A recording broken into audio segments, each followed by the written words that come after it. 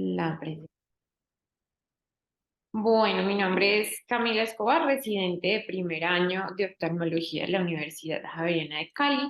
El día de hoy vamos a tratar el tema de ambliopía junto con un club de revistas del mismo tema.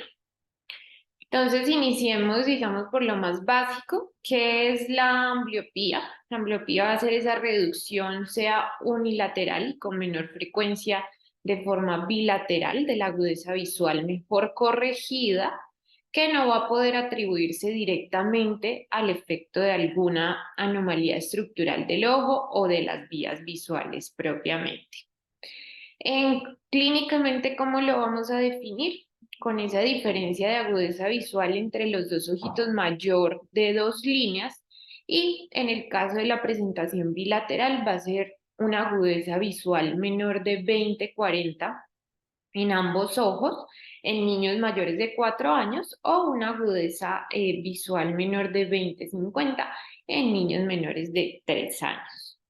¿A qué se va a deber esta reducción de la agudeza visual? Se va a deber a una falla en ese desarrollo neuronal normal del sistema visual inmaduro y generalmente esto se da por una experiencia visual anormal en los primeros años de vida. Las causas más comunes que se van a presentar, una es el estrabismo, los errores refractivos que nos pueden dar una anisometría o una isoametropía.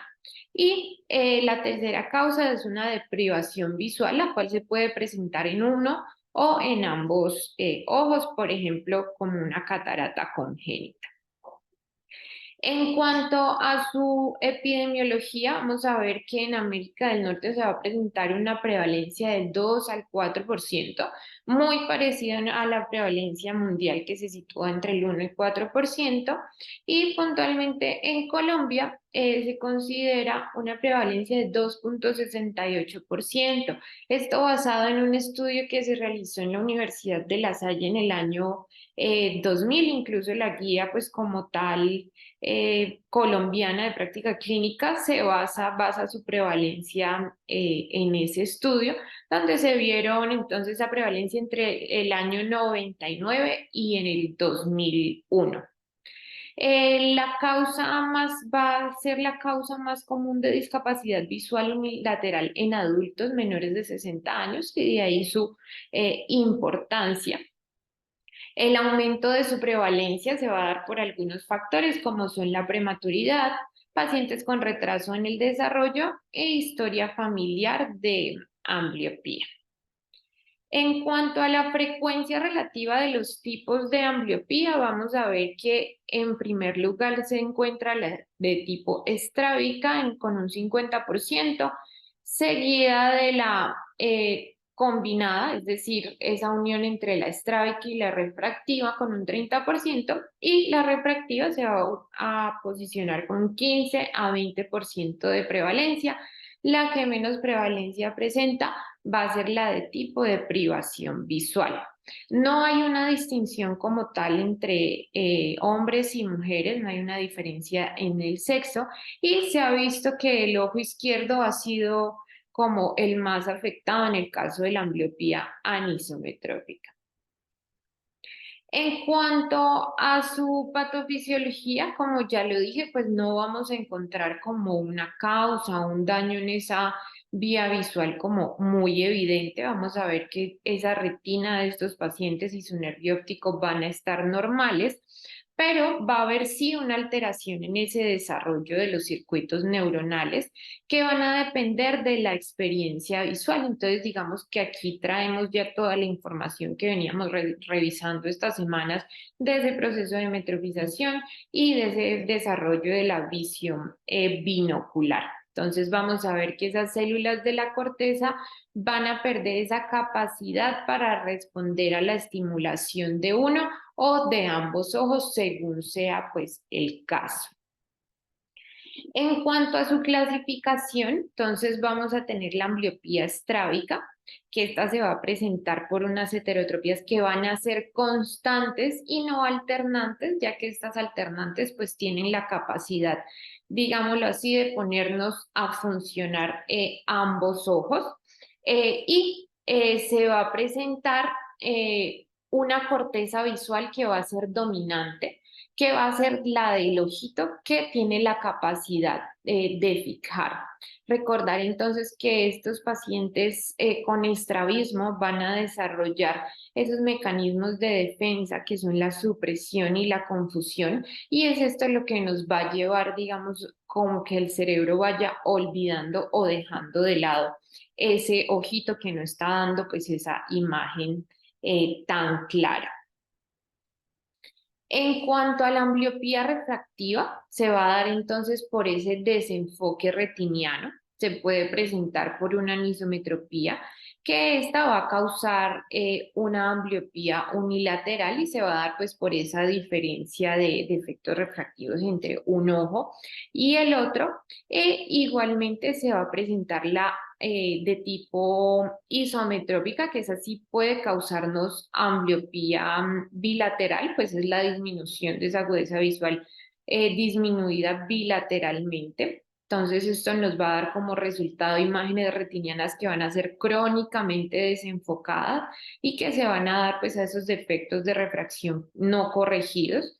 En el caso de la hipermetropía, podemos pensar en esas hipermetropías mayores de 4 de 5 dioptrías que nos puedan desarrollar este tipo de ambliopías, y en el caso de la miopía con valores superiores a -5, -6 dioptrías son como tal, como los factores de riesgo para el desarrollo de esta alteración. En el caso de la ambliopía por deprivación visual, como ya lo mencionamos, es la forma menos común, es la más grave y es la más difícil de tratar, pues dado por las patologías subyacentes que pueden desencadenar. Estas entonces van a ser una anomalía ocular que nos va a obstruir ese eje visual o que va a interferir con esa visión central. Entre sus causas más comunes está la catarata congénita o adquirida tempranamente, pero también se puede encontrar pacientes con tosis palpebral, con opacidades corneales o pacientes con hemorragias vítreas también pueden desarrollarnos ese tipo de ambliopía. Y otra clasificación es la ambliopía inversa o ambliopía por oclusión, que es una forma que se da por privación visual. Esta puede desarrollarse en el ojo inicialmente dominante, cuando se aplica, pues digamos, el tratamiento con parche y este se hace de manera excesiva.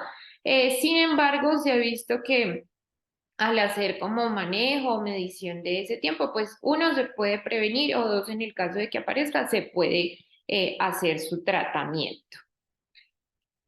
En cuanto al diagnóstico de la ambliopía, esta se va a dar objetivamente, uno, por la medición de la agudeza visual y dos, por las pruebas de factores de riesgo. Entonces vamos a buscar entonces en estos pacientes sus estrabismos por cover test o en el caso de alteraciones en la refracción, pues hacer pues prueba como tal de refracción, y esto nos puede revelar entonces las causas de esta ambliopía.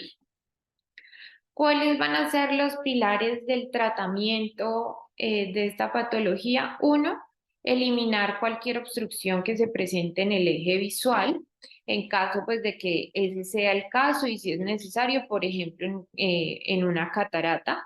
El otro pilar va a ser promover el uso del ojo ambliópico y corregir igualmente cualquier error de refracción que se presente. En cuanto al tratamiento, entonces, ¿en qué momento iniciarlo? Debe iniciarse lo antes posible, una vez pues se identifique al paciente. Se ha visto que en menores de 7 años se han presentado mejores resultados y, sin embargo, en esos pacientes mayores de 10 años, sobre todo la Academia Americana, ha definido que debe iniciarse si el paciente en ningún momento previo ha recibido tratamiento. Y de estos pacientes mayores se ha visto que aproximadamente el 50% van a responder al tratamiento. Entonces, digamos que no dejar de lado ese grupo de edad. ¿Cuál va a ser la duración de la terapia? Vamos a llevar esa terapia hasta que la agudeza visual sea normal o casi normal, que no presente cambios en 2 periodos de seguimiento. Normalmente esos seguimientos se deben llevar cada 8 o 12 semanas. Entonces, si vemos que realmente tuvo una mejoría, pero de ahí no va a, digamos, a seguir, pues podríamos pensar en ir quitando ese tratamiento en el caso, digamos, de los parches, siempre de manera progresiva.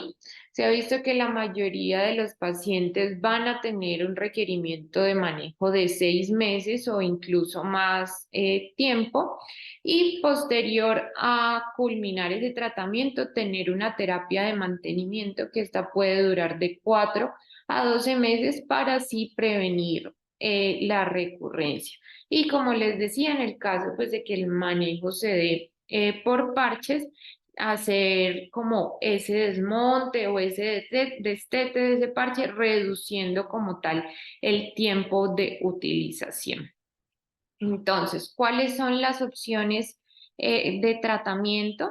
La primera es la corrección refractiva. Se ha visto incluso que en ambliopías de tipo leve han llegado a ser pues la solución completa sin tener que recurrir a otros mecanismos de tratamiento. Siempre va a ser el primer paso en este manejo y se va a basar en la refracción cicloplégica. En el caso de la hipermetropía, llevar ese paciente a una corrección total. En el caso de la terapia de oclusión, que es ese manejo que se hace con parches, esta va a ser útil en el caso de ambliopías unilaterales. Pueden usarse parches adhesivos o parches montados en anteojos o lentes de contacto opaco, aunque esos parches que se montan sobre los anteojos, pues he visto que no tienen tanta utilidad porque los pacientes tienen o la capacidad de retirarse las gafas o de buscar la imagen, digamos, mover las gafitas y buscar la imagen y así perder como el proceso. En el caso de la ambliopía grave, pensar en un tratamiento un poco más largo durante el día, de 6 horas es lo que sugieren. De hecho, se han realizado estudios en cuanto al uso del parche en todo el día, digamos, en toda la vigilia del paciente versus esas 6 horas, y realmente no se ha evidenciado algún tipo de diferencia. Entonces, en el caso de la ambliopía, distribuir esas 6 horas durante el día. En el caso de la ambliopía moderada o leve, 2 horas pueden ser suficientes de ese uso del parche. Durante este tiempo no es necesario que se realicen trabajos específicos. No se ha encontrado pues una diferencia significativa.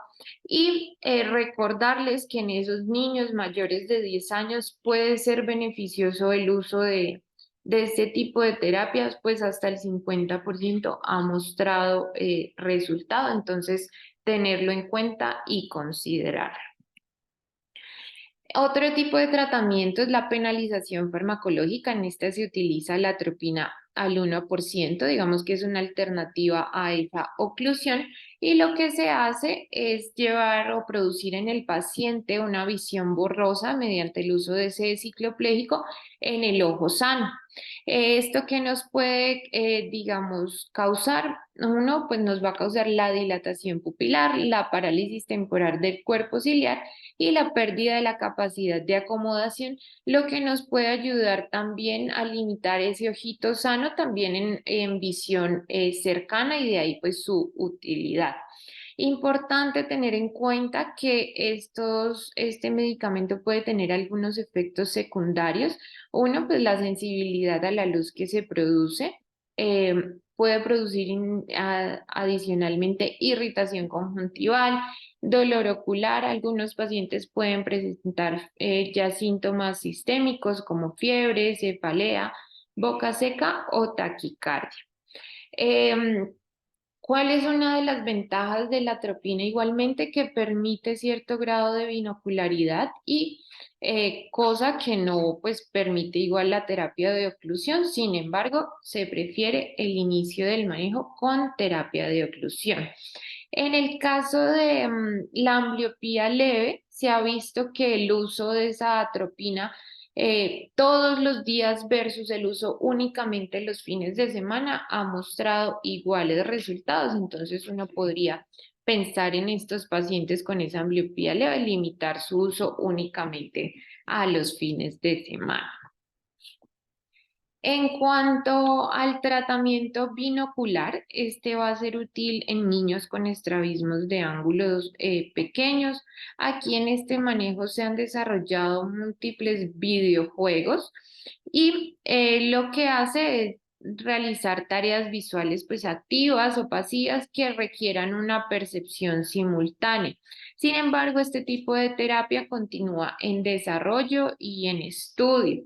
De lo que pude como revisar de los videojuegos que existen, pues lo que le encontré como de problema en esto es que realmente pues son juegos que no terminan siendo como tan atractivos para los niños y el tiempo entonces de uso es muy limitado. Bueno, ahora vamos a hablar entonces del artículo que les había enviado para el club de revistas. Siento que este artículo pues va a complementarnos un poco toda esa parte teórica, clínica de la ambliopía y nos va a dar como una visión un poco más amplia y nos va a dejar ciertas incógnitas para complementar entonces el tema.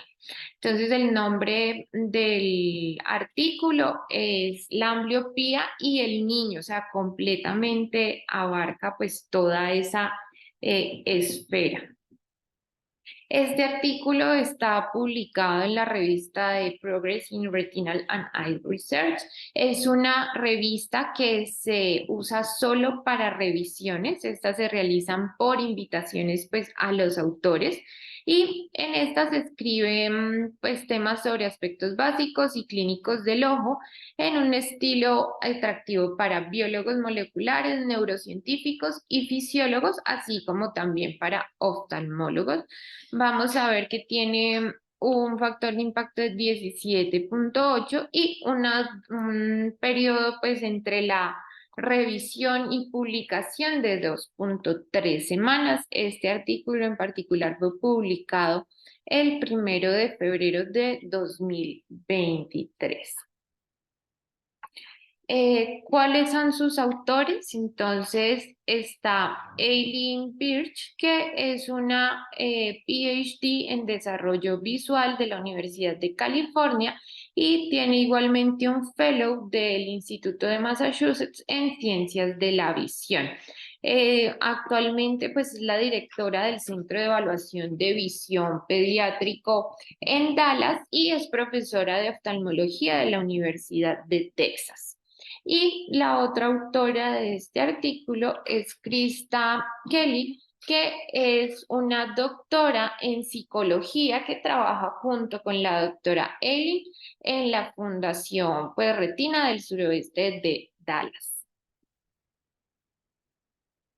Bueno, entonces empezando como tal con el artículo, vemos entonces en el abstract, en el resumen, nos recuerdan un poco que la ambliopía se trata de trastorno del neurodesarrollo, que se va a dar por una experiencia visual binocular discordante durante esos primeros años de vida. Y durante todo este proceso de investigación y entendimiento de esta patología se han presentado diferentes tratamientos que se han centrado, su pilar ha sido la mejoría de la agudeza visual, pero se han encontrado diferencias individuales significativas en esa respuesta al tratamiento y vamos a ver que de aquí desde esa particularidades de cada paciente es que ellas quieren desarrollar o dejar esas inquietudes en cuanto al tratamiento. Tener en cuenta que esas diferencias o en la respuesta al tratamiento no van a ser únicamente atribuibles a la diferencia en la adherencia al uso del parche, al uso de las gafas o a la utilización de juegos, sino que va a haber una esfera mucho más amplia para esas diferencias. Aquí aparece entonces un concepto muy importante durante el artículo, que es el fenotipado profundo, que es en lo que quieren hacer énfasis. ¿De qué se trata esto? De clasificar al paciente no simplemente en su grupo de edad, en su agudeza visual, sino que ampliar esas esferas, comprendiendo también esos efectos colaterales que puede producir la ambliopía en el desarrollo de actividades que son guiadas visualmente. ¿Qué ítems trabajan ellas en particular? Uno, la autopercepción, es decir, el paciente cómo se percibe, cómo se visualiza él, cómo esa ambliopía afecta su calidad de vida, qué diferencias se encuentran en ese desarrollo de la motricidad fina y de la motricidad gruesa en particular en estos pacientes y qué podemos atribuir y qué no a la ambliopía. Entonces, dentro de la introducción, pues recordar un poco lo que ya mencionamos, de que la ambliopía pues es el resultado de ese desajuste entre esas imágenes de cada ojo, con lo cual se va a suprimir la información de ese ojo que va a estar desalineado o que va a tener un mayor error de refracción. La importancia de esto es que es la causa más común en el deterioro de la agudeza visual en los niños y importante saber que existen unas condiciones básicas o mínimas para ese desarrollo visual normal que van a ser esas imágenes pues, retinianas claras en cada ojo, más la alineación ocular. Como les mencioné, los pilares del tratamiento, el parche o penalización del otro ojo, principalmente efectivo en menores de 7 años, y vamos a encontrar una recuperación completa de esa agudeza visual en aproximadamente el 50% de los niños. Entonces aquí traje como una citación del artículo en el cual dice que la ambliopía tiene un fenotipo complejo con variabilidad individual en la respuesta al tratamiento y un amplio impacto en el niño en su totalidad. Como les dije, vamos a ir viendo cómo esa ambliopía va impactando en cada uno de estos ítems. En este cuadro, entonces, por ejemplo, vemos los diferentes estudios clínicos que se han llevado a cabo comparando las diferentes alternativas de tratamiento con el uso del parche, con el uso de los videojuegos, con el uso de gafas y podemos ver acá que la media de edad en la que se ha trabajado, la mayoría es aproximadamente 6 años de edad, pero el rango ha llegado incluso hasta los 16 años. Sin embargo, no han encontrado pues una mejoría más allá de ese 21%. Sin embargo, siempre tener presente pues que estos pacientes si no han recibido un tratamiento previo, podemos arriesgarnos a iniciarlo con el uso, por ejemplo, de parche. En cuanto a la variabilidad de respuesta al tratamiento, se mide en esa falta de recuperación de la agudeza visual y se ha asociado principalmente a la mala adherencia al uso de parches.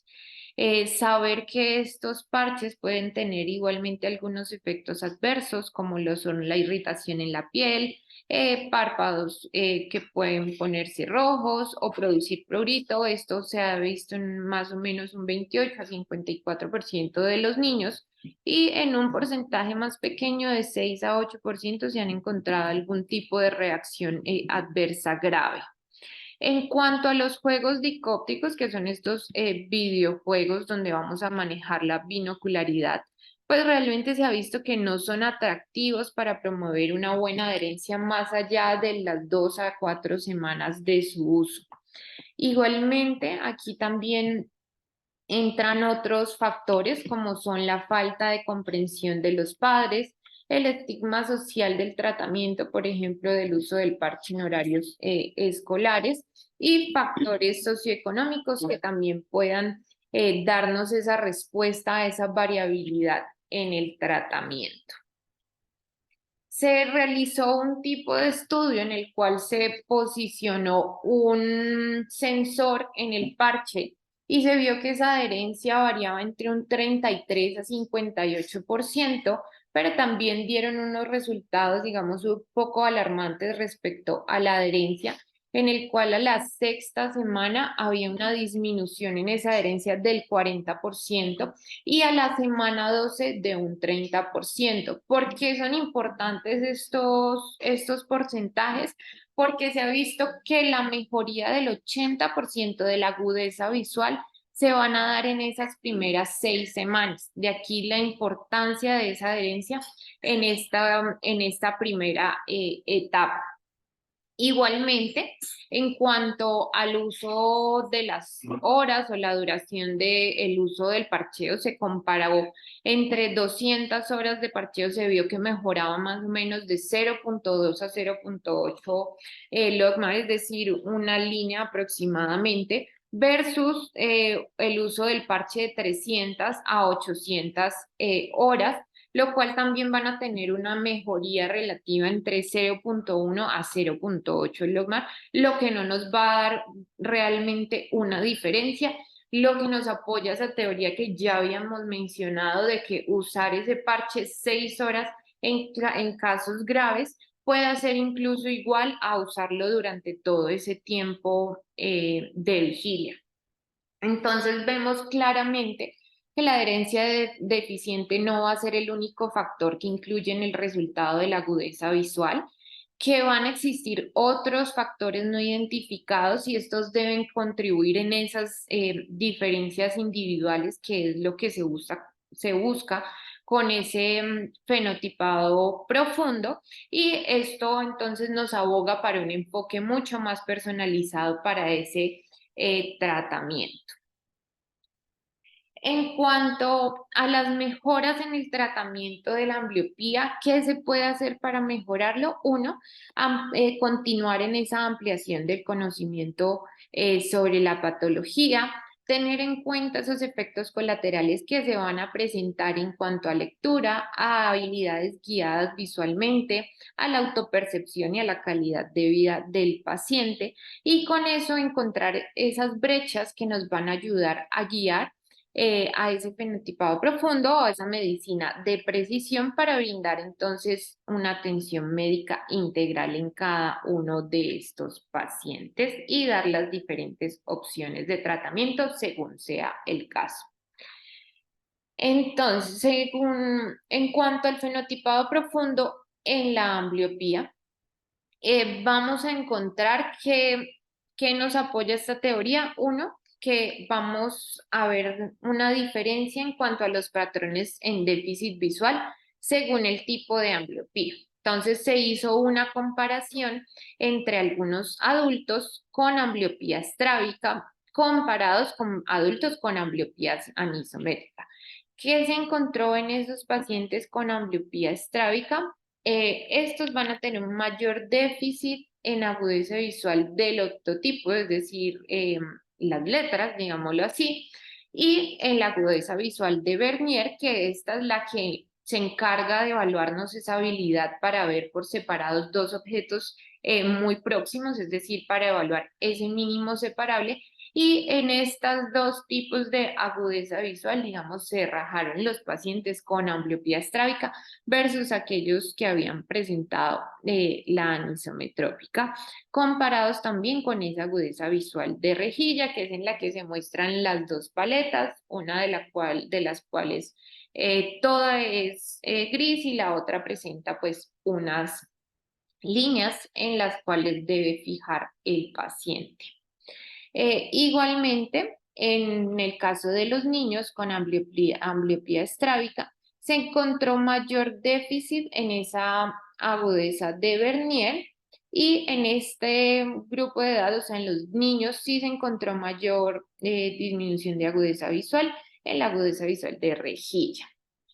En el caso de los niños con ambliopía severa, no difirieron pues, entre ninguno de los subgrupos o de las evaluaciones de agudeza visual. Entonces vamos a ver que esas distinciones funcionales entre los subgrupos, entre los anisometrópicos y los estrábicos, podían no depender 100% del factor ambliogénico presente, sino de factores como la edad de aparición, y la gravedad pues, de la ambliopía. Sin embargo, pues no se conoce o no está claro si realmente existen patrones distintivos de déficit en esos subgrupos de niños con ambliopía.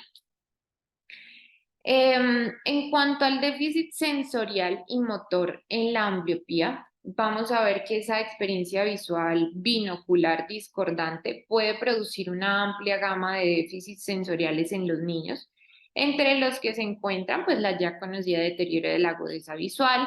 Van a haber alteraciones a la sensibilidad al contraste, alteración en la agudeza de Vernier, alteración en esa integración espacial, en la percepción del movimiento global, en la percepción de la forma definida como tal por el movimiento. Va a haber un déficit en visión binocular y déficit motores oculares igualmente, una poca precisión acomodativa, una inestabilidad en la fijación y en la vergencia y alteraciones en movimientos sacádicos. Entonces vemos que esa ambliopía no nos va a limitar o no se va a limitar únicamente a afectar o a deteriorar esa agudeza visual. Sin embargo, es importante resaltar que no todos los déficits están presentes en todos los niños con ambliopía. Entonces aquí vemos que el fenotipado profundo nos proporcionaría una descripción completa de ese espectro de anomalías visuales que estén asociadas con la ambliopía en niños individuales. Este conocimiento puede ser útil entonces para orientar el tratamiento en el contexto pues de una medicina de precisión, es decir, que puede ser útil para brindar una mejor atención disponible para cada uno de los pacientes en contexto pues de su clasificación fenotípica distinta.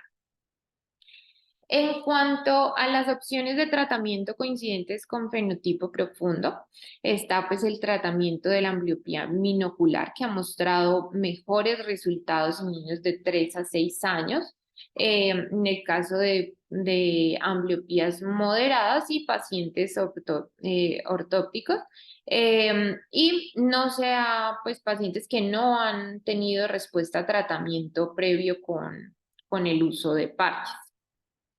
En cuanto al tratamiento con parches, pues se usa más que todo en niños con estrabismo, con ambliopía severa, en un grupo de edad de 3 a 5 años, y esto no va a mejorar como tal el déficit de percepción del movimiento del otro ojo.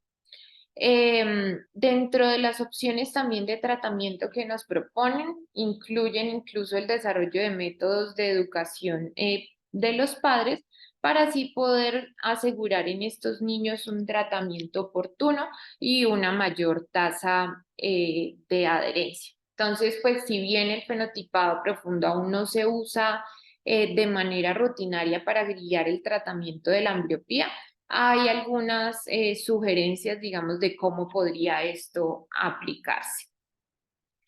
En cuanto a las intervenciones o las afectaciones que tiene esa ambliopía en el desarrollo, vamos a ver que esa experiencia visual se va a ver afectada significativamente, principalmente en la presencia de estrabismo, en el cual la cantidad de neuronas binoculares en la corteza visual en su mayoría no van a ser como esa representación en ambos hemisferios, lo que nos va a llevar a esa ambliopía.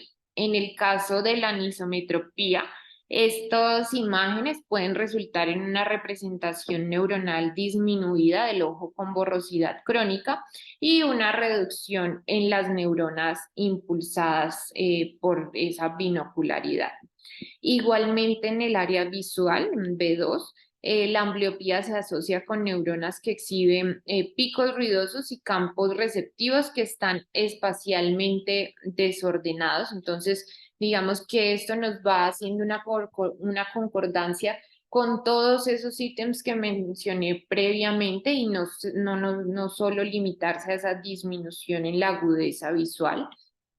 Igualmente, en el área de procesamiento de movimiento temporal medio, vamos a ver que las neuronas normalmente favorecen la estimulación binocular y esto se altera para favorecer la estimulación del ojo no ambliópico con déficit en la sensibilidad al movimiento. Entonces, este desarrollo erróneo de las áreas corticales visuales puede avanzar interrumpiendo otros sistemas también sensoromotores que subyacen a la competencia del niño para realizar algunas tareas cotidianas que van a depender de la visión, como son actividades que requieren coordinación del ojo y la mano o el hecho de navegar por el mundo, a lo que se refiere pues como a desplazamiento y en actividades como la lectura. Entonces se evaluó qué alteraciones tienen esos niños en cuanto a la motricidad fina. Esto se hizo mediante el uso de una batería de evaluación de movimientos para niños que se puede incluso encontrar en internet. Lo que hace es poner algunas actividades a realizar, dividiendo los niños en unos grupos de edad de 3 a 6 años, de 7 a 10 años y de 11 a 16 años. Y lo que nos va a evaluar uno es la destreza unimanual, la destreza bimanual. Va a evaluar esa capacidad de dibujo del paciente, capacidad de atrapar objetos o de apuntar. Y se vio que en niños ambliopes, como podemos verlo acá en la tabla y en las gráficas, tuvieron resultados más bajos que los niños controles, excepto en actividades como apuntar a un objetivo. Entonces vemos que en general las puntuaciones más bajas sí se asociaron con ambliopía, independientemente pues de la etiología o de la gravedad de esta misma, pero hay algunas excepciones como son la ambliopía causada por anisometropía o ambliopía leve, que para el caso de la destreza unimanual no tuvieron pues una diferencia significativa. Y en el caso de la anisometropía y pacientes que presentaban una estereoagudeza intacta, tampoco tuvieron pues ningún problema en actividades de atrapar objetos. En cuanto a la coordinación ojo-mano, vamos a ver que ese alcance es guiado visualmente. El estudio se realizó en niños estrábicos con una edad de 7 a 12 años, perdón, un grupo bastante pequeño, pues de 19 pacientes, y saber que esta coordinación y esta actividad de alcance se divide en dos fases. Una es la fase de planificación motora, que es un movimiento mucho más rápido, una etapa como tal de aceleración. Y posteriormente viene una fase de control, de retroalimentación, que es una fase como tal de desaceleración. Entonces, teniendo en cuenta esto, en el estudio se encontró que los niños estrábicos eran más lentos para ese enfoque final, ese proceso, esa fase como tal de retroalimentación, y eran menos precisos al alcanzar un punto y adicionalmente iban a presentar más movimientos sacádicos.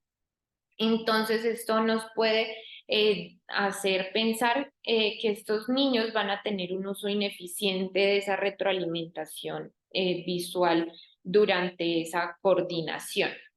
La pregunta entonces es si esos niños van a mejorar con el tratamiento de la ambliopía, es decir, si esa capacidad de coordinación mejora con el tratamiento. Y se ha visto que esos tratamientos de ambliopía enfocados o dirigidos únicamente a la agudeza visual pueden no ser beneficiosos 100% para esa recuperación de las habilidades motoras finas, como son este tipo de coordinación, puesto que estas deficiencias de esa motricidad fina van a estar estrechamente asociadas con la supresión y con esa estereoagudeza que va a estar deteriorada. Entonces, por lo tanto, los tratamientos de ambliopía binocular que van a estar dirigidos a reducir esa presencia de esa supresión como mecanismo de defensa pueden ser aún más beneficiosos para estos niños con esta alteración. Sin embargo, pues estas alteraciones o estos déficits motores finos pues van a persistir en cierto grado en estos niños. En cuanto a la alteración de la motricidad gruesa, aquí se va a evaluar toda esa relación que tienen los pacientes en cuanto a la marcha, en cuanto a su inestabilidad postural, y se encontró incluso que estos pacientes sí son más inestables y que tienen incluso mayor confianza en la propiocepción que en los controles visuales que ellos tienen. Es decir, no confían 100% en cuanto a la marcha o en cuanto a desplazamiento, a lo que ellos puedan ver como obstáculos más cercanos o más lejanos, sino que están más confiados en cuanto a su propiocepción. En esta alteración pues, de la motricidad gruesa se ha realizado más la mayoría de los estudios es en el tema de equilibrio, sin embargo se ha estudiado más que todo es como el tiempo, lo miden ese equilibrio, lo van a medir en tiempo como tal, pero no han tenido, no se ha tenido en cuenta factores como el balanceo que puedan presentar, el punto de equilibrio, la marcha como tal o la coordinación de los ojos que puedan tener. Aquí se realizó igualmente el uso de un test o de una batería donde se ponen algunas actividades en donde se encontraron menores puntajes en el equilibrio estático, menores puntajes en tareas como caminar en línea recta o saltar sobre colchonetas. ¿Esto por qué se puede deber? Porque el sistema visual es quien nos brinda la información para esa planificación, orientación del movimiento y es la que nos va a dar esa información pertinente de lo que está cerca, de lo que está lejos, simultáneamente, y así lo que se va a buscar es regular el movimiento a nivel local, es decir, regular el equilibrio y regular ese paso a paso y también ese paso a paso, perdón, y también llevar a cabo una planificación de rutas. Incluso dentro de los estudios que mencionan dentro del artículo, hay uno donde evalúan como tal la marcha sobre terrenos inestables y se ha visto que estos pacientes tienen algunos cambios en su postura, hablaban incluso que en los pies amplían como un poco más el espacio como entre sus dedos de los pies buscando una mayor estabilidad.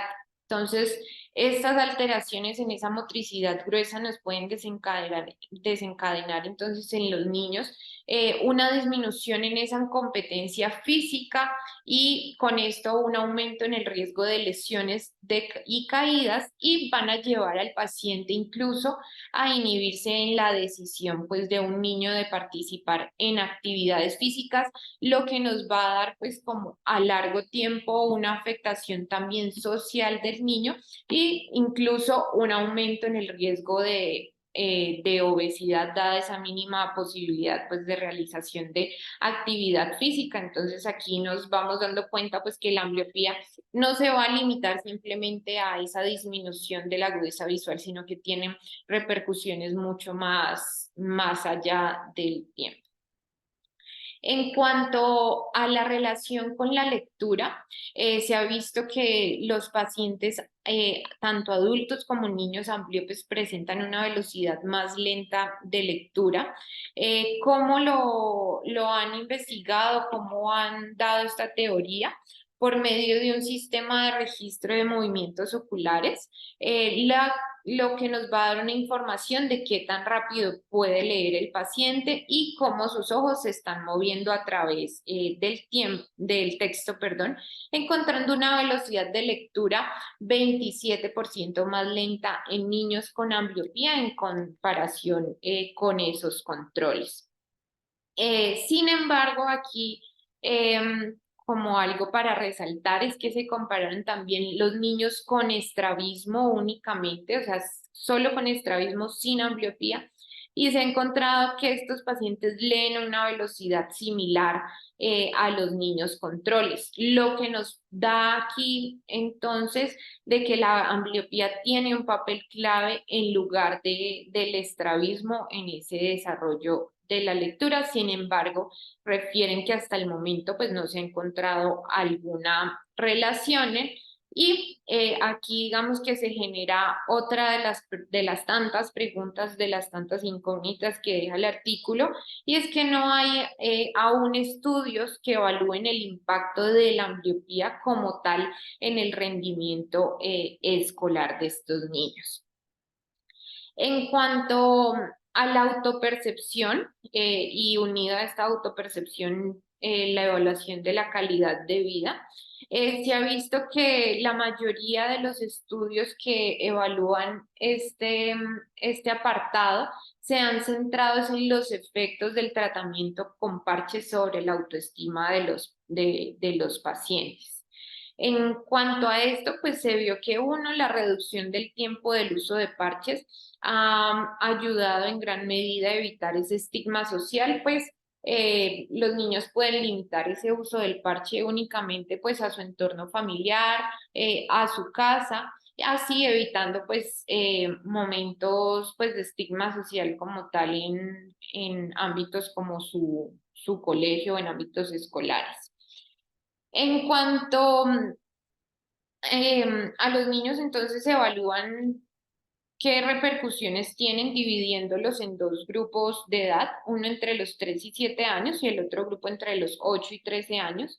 En cuanto a los niños de 3 a 7 años, pues digamos en esta etapa se da un inicio de desarrollo de esa autopercepción.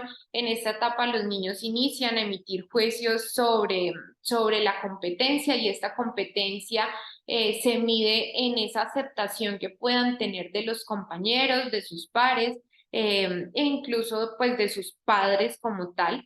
Y aquí viene esa no realización de actividades físicas y de deporte a repercutir porque se ha visto que estos niños incluso en el colegio tienen menos aceptación porque están menos involucrados pues en este tipo de grupos. Y cuando estos niños tienen entonces una mejoría de su estereoagudeza, van a tener una mejoría como tal de su autopercepción al poder incluirse y destacar aún más pues en este tipo de actividades. En cuanto al grupo de los niños de 8 a 13 años, ya en este grupo pues se da una evaluación de su dominio de competencia y de adecuación como tal a sus ámbitos escolares y se ha visto que esa autopercepción va a estar afectada en la parte social, en la parte atlética y de competencia, dado por esa disminución o al no involucrarse en actividades como tal grupales de deporte o actividades físicas. Y finalmente, entonces, quise como resumirles en un aprendizaje o un resumen de lo que me dejó como tal el artículo. Y es que actualmente entonces el énfasis del tratamiento de la ambliopía se centra en la agudeza visual y a veces en los resultados secundarios de la visión binocular, pero no la persona como tal completa. Entonces, con ese enfoque más reciente del papel de la binocularidad en la ambliopía y de los claros efectos colaterales, la atención médica para los niños ambliopes debería ser un poco más holística, teniendo en cuenta algo más que mejorar su déficit de agudeza visual. Y eso era lo que les traía el día de hoy. No sé si hay algún comentario, alguna pregunta. Pues Camila, muchas gracias. Está muy bien expuesto tanto el tema de ambliopía como el del club de revistas. Parece muy importante este plan, o sea, este enfoque hacia la parte más de completitud de la persona, ¿no? Del niño, en cuanto a su desarrollo, tanto motriz fino como motriz grueso, como de escolaridad, como de integración a los grupos, como de autopercepción, de autovaloración. Se me hace bastante importante. Yo conocí a la doctora Birch en Canadá porque ella la iban a aceptar donde yo trabajé, pero pues no había la infraestructura para investigación a la que ella estaba acostumbrada y finalmente no se vinculó con el servicio del Children's. Ella ha estado siempre muy motivada hacia la parte de investigación más que la parte, digamos, clínica y de trabajo, y esa era una parte que le exigían bastante allá.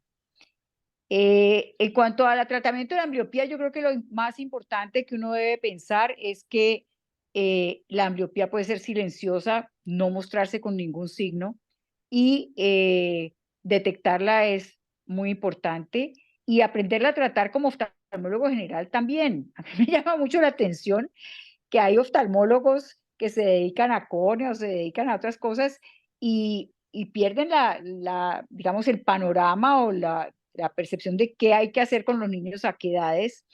Y eso es algo que debe ser tan básico como saber pues cómo funciona un ojo, ¿no? Y yo creo que cuando yo empiezo el tratamiento, pues hacemos el examen oftalmológico completo, detectar si hay algún estrabismo, detectar si hay una anisometropía.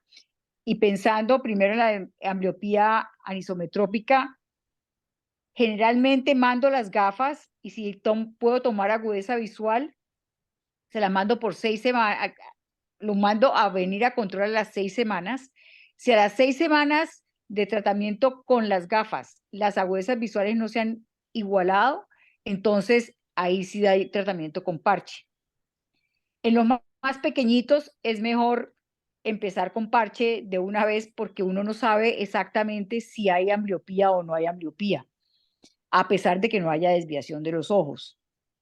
En cuanto a el estrabismo, pues siempre ver que no necesite también de gafas el niño y dar tratamiento con parche. Se vio desde los estudios del PEDIG que 2 horas de parche eran equivalentes inclusive a parche total, porque cuando yo me entrené era parche, se levanta, se baña, se pone el parche, se va a acostar, se lo quita.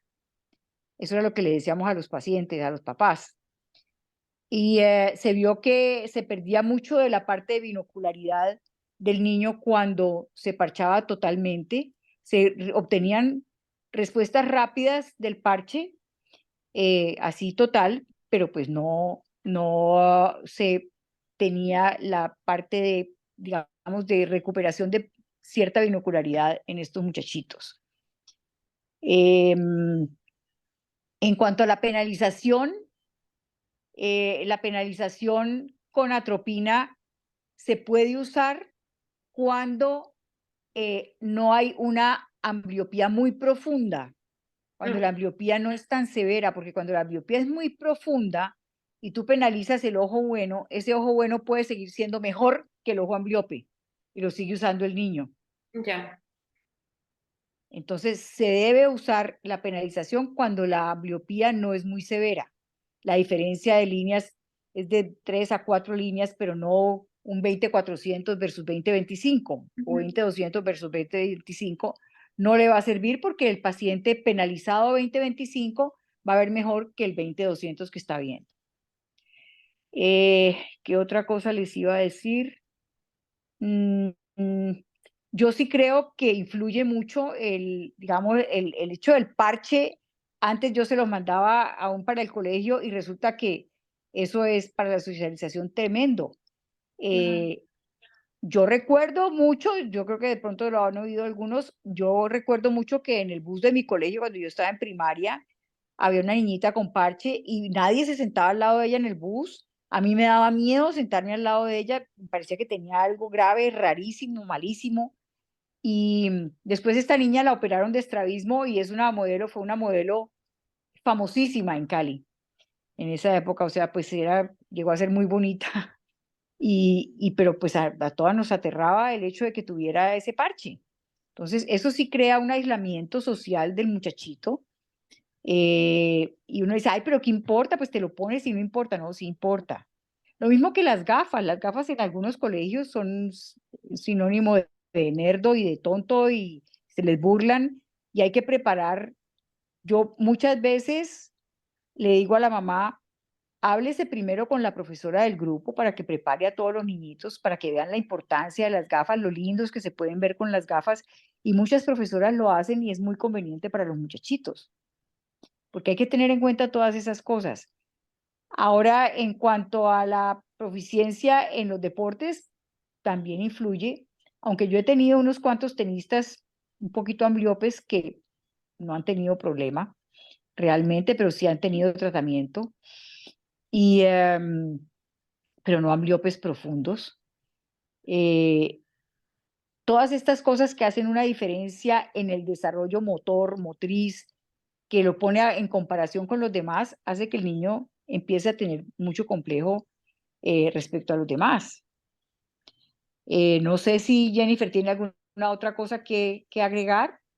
Quería felicitar a Cami porque hizo pues una charla muy buena, y darse cuenta de la importancia que es diagnosticarlo a tiempo, porque uno a veces se enfoca en, bueno, vamos a recuperar la visión y tomamos la visión y nos enfocamos solo en agudeza visual y mira todo lo que, el impacto tan grande pues que puede traer la ambliopía en estos niños. No es solo agudeza visual como lo acabaste de mostrar en toda la charla, ¿no? Y también importantísimo que ustedes pueden tratarlo cuando estén trabajando como oftalmólogos, diagnosticarlo a tiempo, darse cuenta y empezar a tratarlo para que así lo puedan remitir. Uno puede ya ver al paciente que ustedes hayan empezado con las oclusiones, es muy bueno, ¿no? Se va avanzando en el tiempo. Hoy en día es muy difícil conseguir Claro, las citas con los superespecialistas, a veces pacientes que tardan meses, años en llegar a una consulta, y se pierde tiempo muy importante, ¿no? sí. Entonces me parece muy importante que ustedes tengan en cuenta esto. Bueno, muchas gracias. Yo creo que con esto el tema de ambliopía queda bastante claro para todos. Sí, Y, muchas gracias. bueno, nos vemos la próxima semana. Listo. Muchas gracias. Buenas Muchas noches. gracias. Muchas gracias. Gracias a todos. Gracias.